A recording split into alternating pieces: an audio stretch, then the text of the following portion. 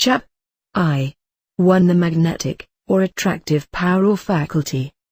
As concerning an action locally at a distance, wines do suggest a demonstration unto us, for, every kind of wine, although it be bred out of co-bordering provinces, and likewise more timely blossoming elsewhere, yet it is troubled while our country vine flowereth, neither doth such a disturbance cease as long as the flower shall not fall off from our vine, which thing surely happens, either from a common motive cause of the vine and wine, or from a particular disposition of the vine, the which indeed troubles the wine, and doth shake it up and down with a confused tempest, or likewise, because the wine itself doth thus trouble itself of its own free accord, by reason of the flowers of the vine, of both the which latter, if there be aforetouched conformity, consent, co-grieving, or congratulation, at least, that cannot but be done by an action at a distance, to wit, if the wine be troubled in a cellar underground, whereunto no vine perhaps is near for some miles,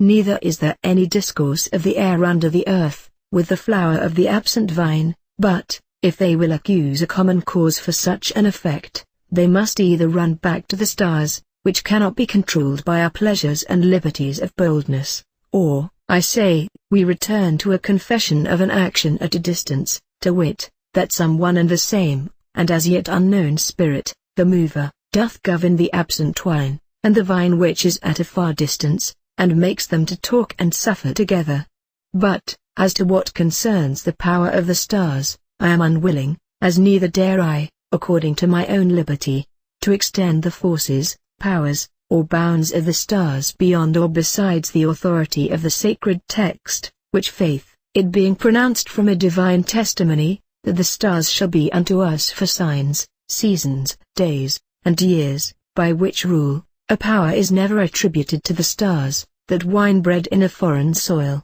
and brought unto us from far, doth disturb, move, or render itself confused, for, the vine had at some time received a power of increasing and multiplying itself before the stars were born, and vegetables were before the stars, and the imagined influx of these, wherefore also, they cannot be things conjoined in essence, one whereof could consist without the other. Yea, the vine in some places flowereth more timely, and, in rainy, or the more cold years, our vine flowereth more slowly, whose flower and stages of flourishing the wine doth, notwithstanding, imitate, and so neither doth it respect the stars, that it should disturb itself at their beck. In the next place, neither doth the wine hearken unto the flourishing or blossoming of any kind of capers, but of the wine alone, and therefore we must not flee unto an universal cause, the general or universal ruling air of worldly successive change, to wit,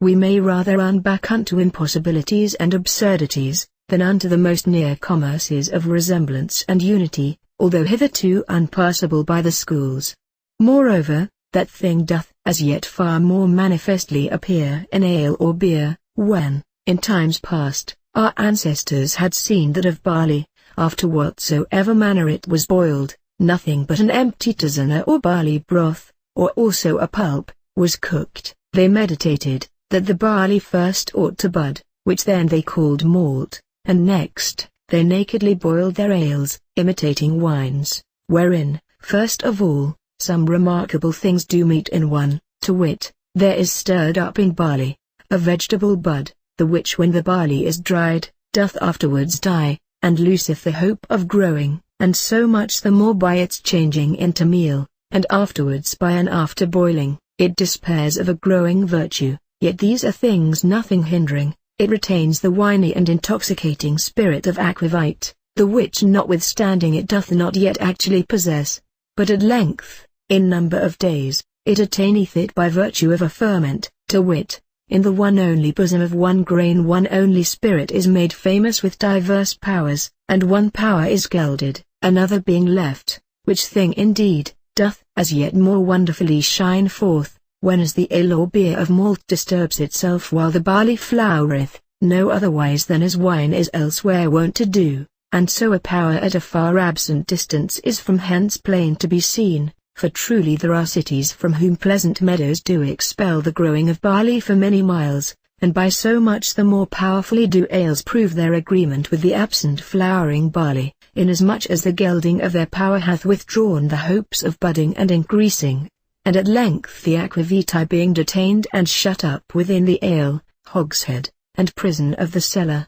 cannot with the safety of the ale or beer wandering for some leagues unto the flowering ear of barley, that thereby, as a stormy retainer, it may trouble the remaining ale with much confusion. Certainly there is a far more quiet passage for a magnetical or attractive agreement among some agents at a far distance from each other, than there is to dream an aquavite wandering out of the ale of a cellar, unto the flowering barley, and from thence to return unto the former receptacles of its pencase, and ale, but the sign imprinted by the appetite of a woman great with child, on her young, doth fitly, and alike clearly confirm a magnetism or attractive faculty and its operation at a distance, to wit, let there be a woman great with child, which desires another cherry, let her but touch her forehead or any other place with her finger, without doubt, the young is signed in its forehead with the image of the cherry, which afterwards doth every year wax green, white, yellow, and at length looks red, according to the tenor of the trees, and it much more wonderfully expresses the same successive alteration of maturities in Spain than in Germany, and so hereby an action at a distance is not only confirmed, but also a conformity or agreement of the essences of the cherry tree, in its wooden and fleshly trunk, a consanguinity or near affinity of a being impressed upon the part by an instantaneous imagination, and by a successive course of the years of its kernel. Surely the more learned ought not to impute those things unto evil spirits, which, through their own weakness, they are ignorant of, for these things do on all sides occur in nature, the which, through our slenderness, we are not able to unfold, for to refer whatsoever gifts of God are in nature, because our dull capacity does not comprehend the same rightly, to the devil, shows both ignorance and rashness, especially when, as all demonstration of causes from a former thing or cause is banished from us, and especially from Aristotle, who was ignorant of all that nature, and deprived of the good gifts which descends from the Father of lights, unto whom be all honor and glory. Note. We may, by the aforesaid chapter, see the wonderful working power of the attractive or universal spirit, which can by no other means be so clearly demonstrated as by the sympathies in natural things, which are inherent throughout all nature, and, upon this principle of sympathy and antipathy, we say is founded that spiritual power which tends to things and objects remote one from the other, i.e., a magnetic attraction, which does actually exist, as we shall clearly prove by experiment, where we fully show the action and passion that is between natural spirits, by which means wonderful effects are produced which have ignorantly been attributed to divers superstitions, as sorcery, enchantment, nigromancy, or the black art, and c.